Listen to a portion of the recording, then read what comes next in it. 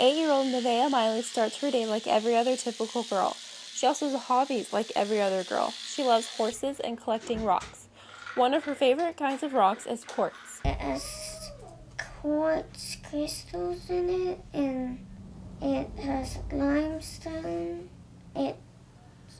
It's very bumpy, and it's used in countertops a lot. But Nevaeh also struggles with socializing, meltdowns, and becoming obsessed over little things. Nevaeh has autism. Originally, Nevaeh was diagnosed with ADHD, but after putting her in a private preschool and on medication, things still didn't add up. Her mom, Jennifer Sisk Miley, says her obsession with rocks and horses was one of the first warning signs. Obsessed so much that she wants to know everything about them and save everything. She has some social miscues. She takes everything very literally. Sisk Miley says Nevaeh's habit of taking everything literally makes her struggle most on her homework and standard tests. One question on the Common Core test is, if a dog groomer can wash 4 dogs in an hour, how many dogs can the groomer do in 2/3 of an hour? If Nevaeh was answering that question, I know what she would say. She'd say, 2 dogs.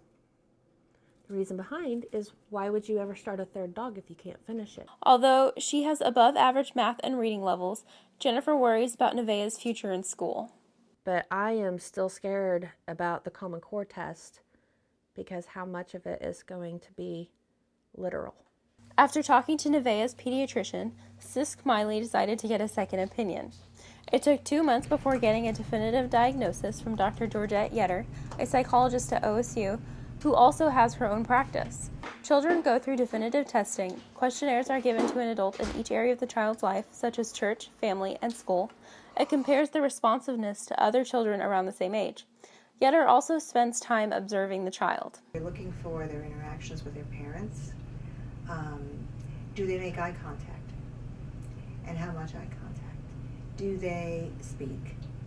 Some children with autism don't speak at all. Sometimes they tantrum. We also look at the degree to which the child and the parent will play together. Yetter says most children with autism don't pretend play, so she has a test called ADOS, Autism Diagnostic Observation Schedule, which is a box of toys that children can play with. The point of this is to give the child what they call presses, or opportunities to respond to these toys. With the birthday party routine, you have you pretend you have a baby doll and say, "It's baby's birthday." Robin Atkinson, a teacher who teaches developmentally delayed children at Richmond Early Childhood Center, says pretend play is extremely important for all children.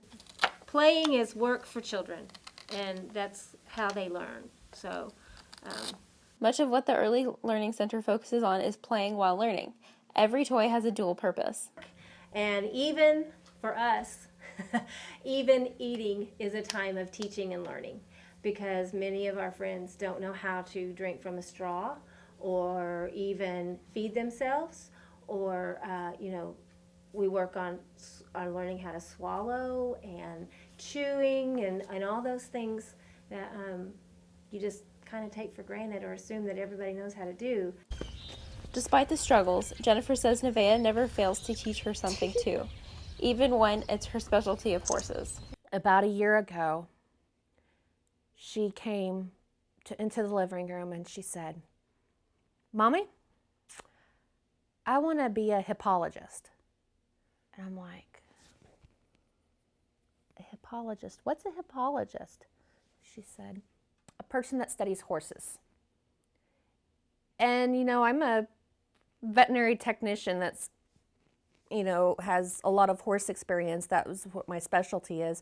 And I'd never even heard of the term hippologist before, but sure enough, you look up hippologist, and it's a person that studies horses. The information that she digs up and learns just amazes me. She is a brilliant child, and I wouldn't change her for the world.